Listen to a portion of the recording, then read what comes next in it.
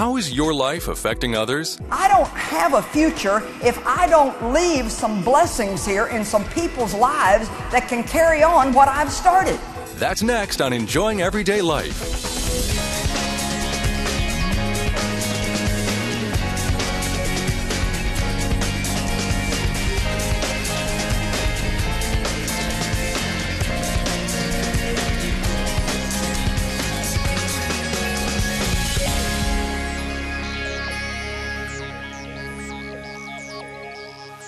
Welcome to Enjoying Everyday Life.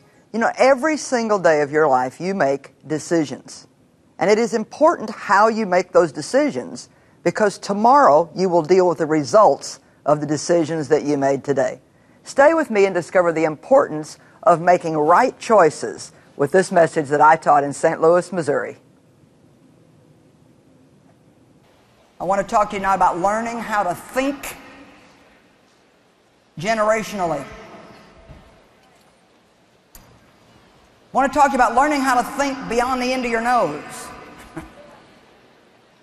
How to not just live for today, but to realize that tomorrow always comes. I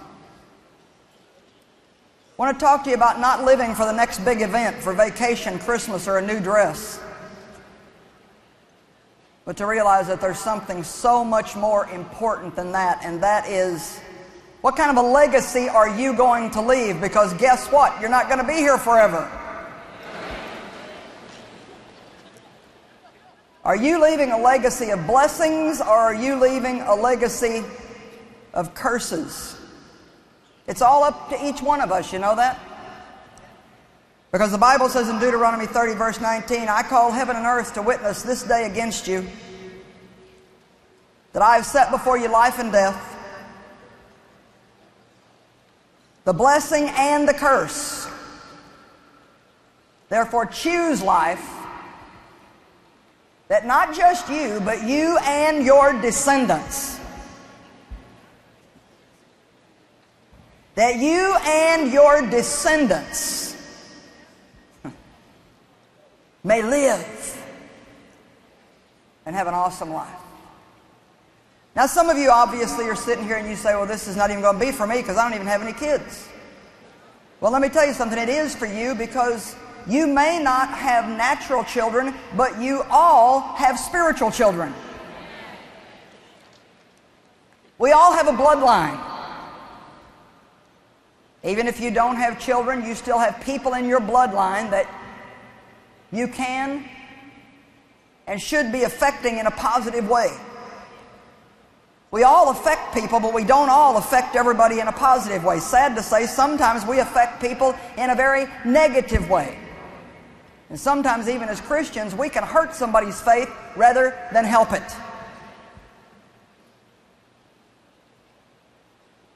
Not only do you have a bloodline in your relatives, but I believe that we all have a spiritual bloodline, and those are the people around us that watch us, that we affect, the people that we work with, the people in our neighborhood, the people that we deal with out in the marketplace. There's one main point that I want to try to get across to you tonight, and that is that every decision that you make affects a whole lot of people.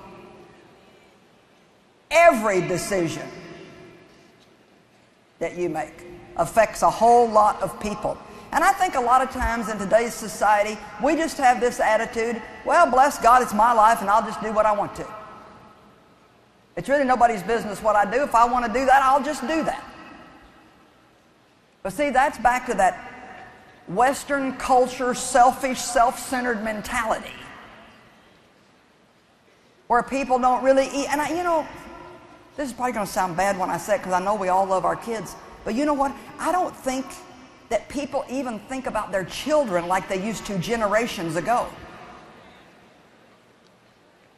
I mean, you go back and read the Old Testament, and why do you think all those genealogies are listed in the Old Testament? Why was it that every time they talked about where they were from, it was, you know, Abraham, Isaac, and Jacob, and there are pages and pages given to people's bloodlines? It's because they passed a lot on from generation to generation to generation. And you know what? I don't have a future if I don't leave some blessings here in some people's lives that can carry on what I've started.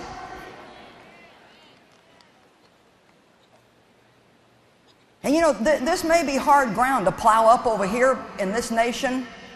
I heard some teachings along these lines when I was in Australia this past July, and when I heard the different speakers speaking about the bloodline and what we leave for our children spiritually as well as in the natural, I thought, we've got to hear this message in America. We don't care enough about the youth. We don't care enough about the kids. And it doesn't even have to be our kids and our youth. We just frankly just don't care a whole lot about what's going on with anybody except us.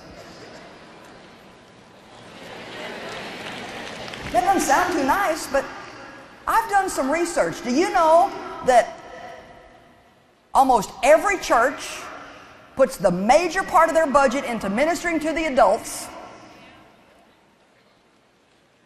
and only the little bit that may be left into ministering to the children and the youth? And I think it's backwards.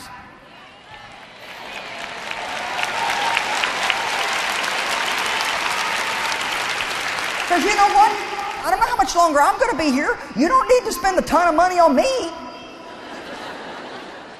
I mean, if I haven't got it by now, I'm probably not going to get it. And so why not spend that money on somebody that's still 9 and 10 and 12 and 15 and 17 and 18 and 23 and 25? And you know, I think we have it backwards. We think that if we provide all these great programs for the adults, that they'll come. But you know what? I know a whole handful of people right now that are looking for a church, and you know what they want? Great youth ministry for their teenagers. Great youth ministry for their teenagers. Do you know the average youth ministry? I'm talking about taking all the churches and sticking them together. The average youth group is 12 people. Now, you may go to a church where it's got a bigger youth group, but the average youth group is 12 people. How can we expect our kids not to get involved with the world if we don't offer them anything at church but something religious? We all need to do something besides just be spiritual all the time. And our churches should be a community. It's where we need to do life together, not just go sit in a meeting together. I think people are just meeting out. We know how to go to church together, but we don't always know how to do life together. We need to know how to have real fellowship, and we need to put more time into fellowship. We need to put more time into relationships. And we definitely need to put more time into our children.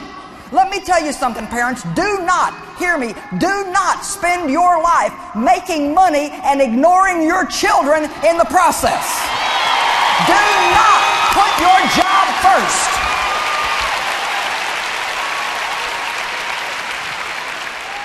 Because someday you're going to wonder why they don't love you and why they don't like you and why they don't come to see you. And if you don't invest in their lives now,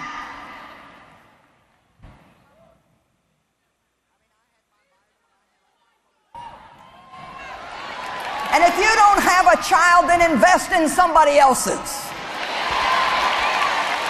Don't even dare sit here tonight and think, well, boy, man, this ain't for me. You know, I came here hurting, and I was hoping she'd teach on emotional healing, and you know, I don't even have any kids. Well, you know what? Jesus didn't have any kids either, but he went around touching them everywhere he went. Woo!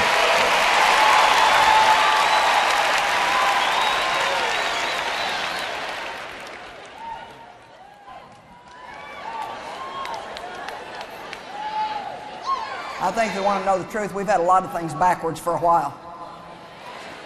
And I'm just about up to here with selfish, self-centered people who just live to have a new problem every week so they can have a new deliverance.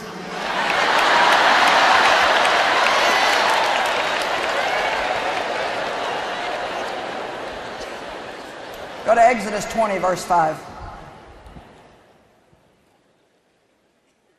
Woo!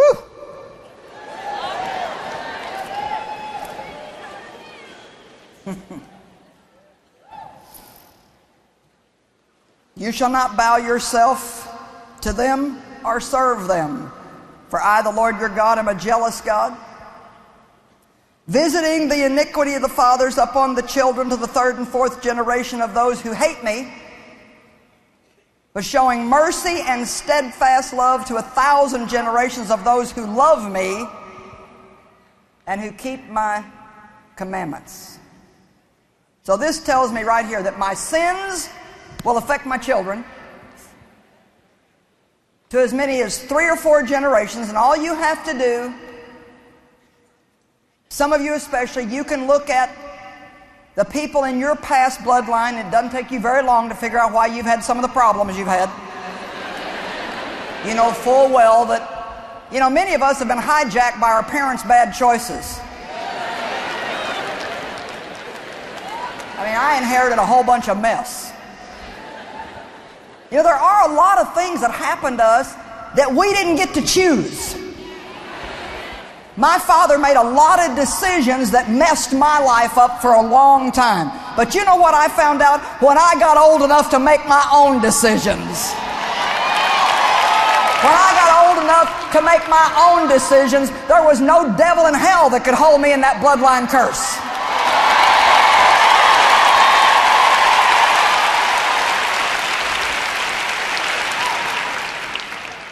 The thing we got to do is check out of the helpless ward.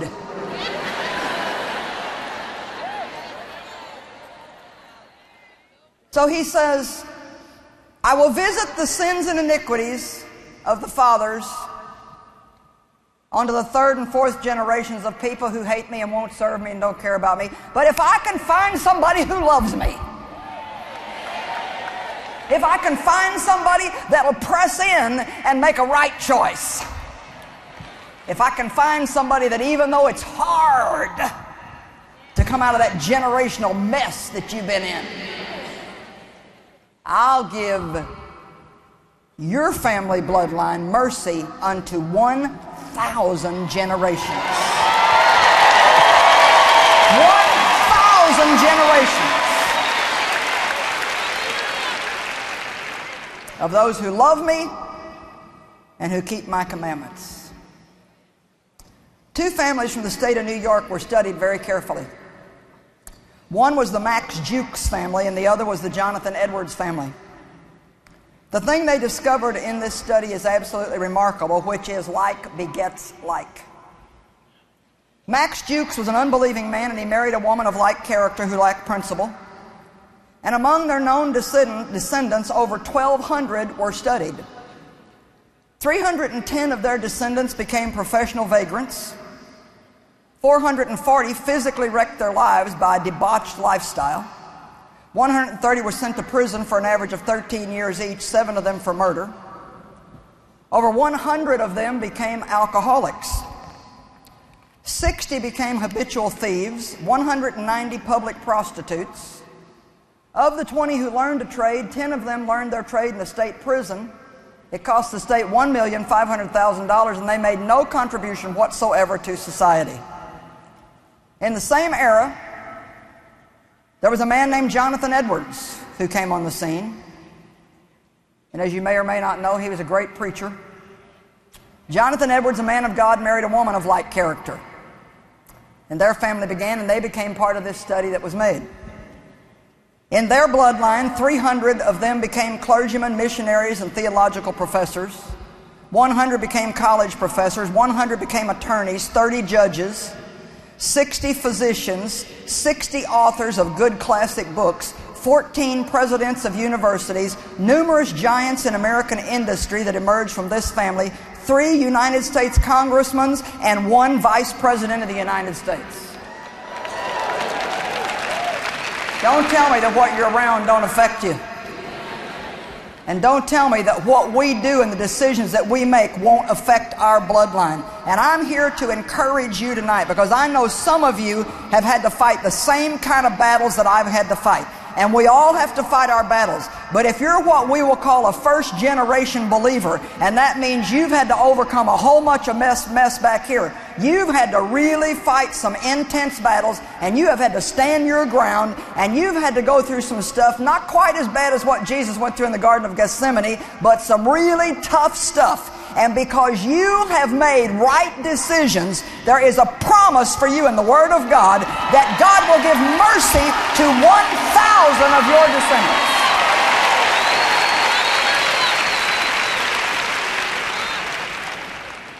You know, I get to wondering about my kids sometimes, and even though they're Christians and they love God, you know, you see your kids not do as much of this as you think they should, or this or that, or different ages as they're coming along. And I went through a period a while back where I was having some particular struggles with a couple of them, and you know, I just thought, you know, where is all this going to end up?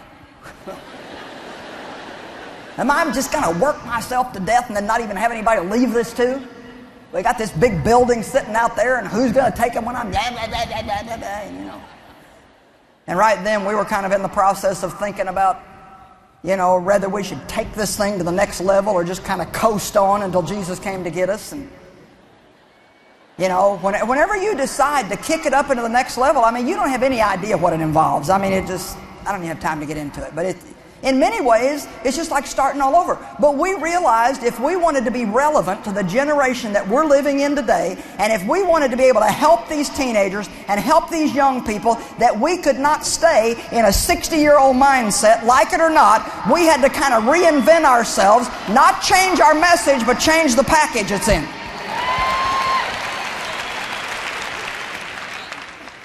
And it takes a lot of time, a lot of prayer, a lot of money, a lot of work, a lot of effort, and I just flat didn't know if I wanted to do it. Because I thought, what sense does it make if I don't have anybody to leave it to? And then God gave me some scriptures one morning, and I went hooting and hollering all over the house. And I'll read them to you. But first I want you to go to Romans chapter 5. One person who will take a stand for what's right, one person that will love God with all their heart, can change nations. One person. One. Sometime you ought to read Romans 5:15 through 19, but I'm just going to start reading in 17. It says, "For if because of one man's trespass death reigned through that one man, much more surely will those who receive God's overflowing grace and the free gift of righteousness reign as kings in life through the one man, Jesus Christ." Now it's very obvious he's saying, okay, if death reigned through one man, Adam's bad choice, he just made a choice. He just made a simple little choice to eat something God told him not to eat. And we know it represented a whole lot more than that, but the bottom line was he made a choice to be disobedient rather than obedient. He made a choice to listen to his emotions rather than God. He made a choice to listen to his wife rather than to do what he knew was right. So often we listen to a friend instead of following the leadership of the Holy Spirit. So often we'll do what we think people want us to do so we can be part of the group. But I tell you, anybody who's willing to take a stand and do what's right, I don't even think we begin to fathom the rewards that come in our life for taking a stand. And I think the reward is even greater when nobody is standing but you. I think if you're the only one in your family and you say, I'll take a stand if I'm the only one. If you're the only one of your friends and you say, I'll take a stand if I lose every friend I got and I'm the only one standing, I'll be the one. If you're the only one in your neighborhood, the only one on your job, or sometimes even the only one in your church that wants to act like a real Christian.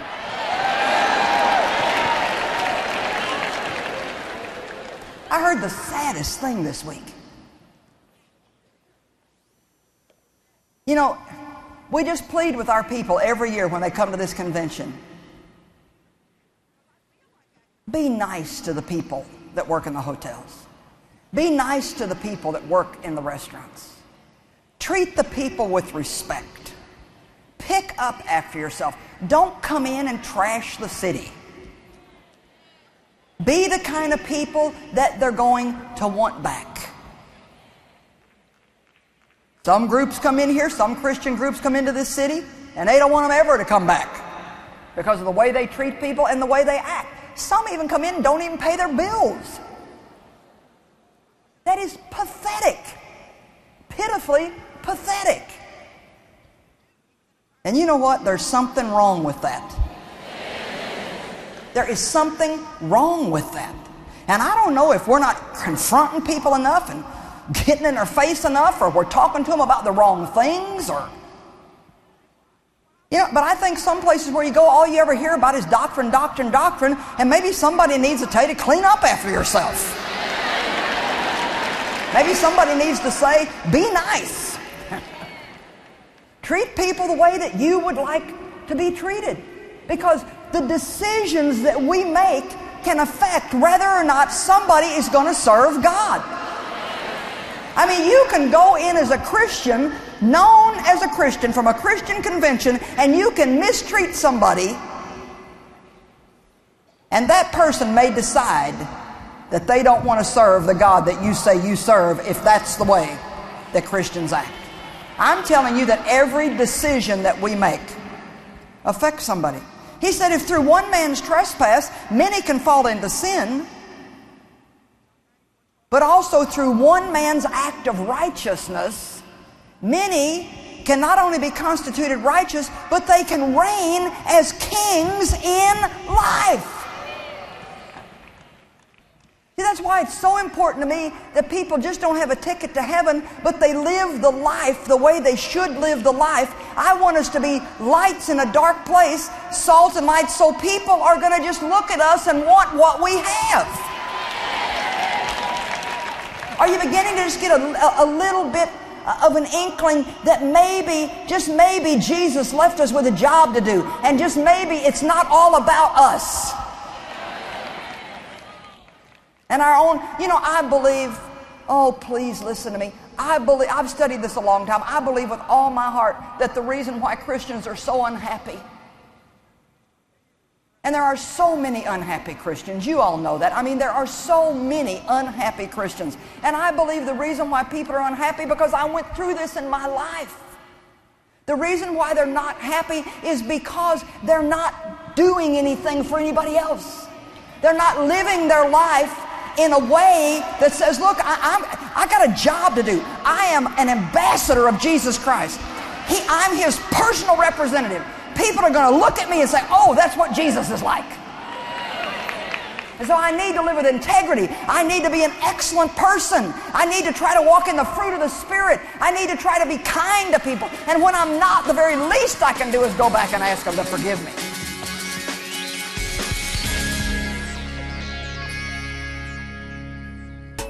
You mean more to us at Joyce Meyer Ministries than you may ever know. We appreciate you, and we thank our friends and partners for making this worldwide ministry possible. Together, we're feeding the hungry, clothing the poor, and presenting the gospel to the nations. Please contact us or visit joycemeyer.org today to share your prayer requests, find out more about our resources, see Joyce's conference schedule, and to join us in partnership as we share the love of Christ around the globe.